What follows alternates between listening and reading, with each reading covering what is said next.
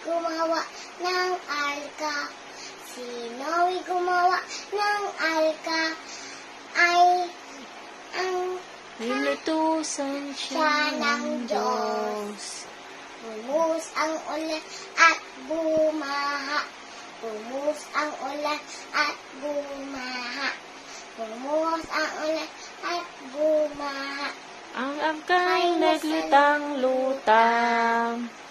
Ang sabi ng mga tao, Noe, sakayin mo kami. Ang sabi ni Noe, ang angkay nasirado na.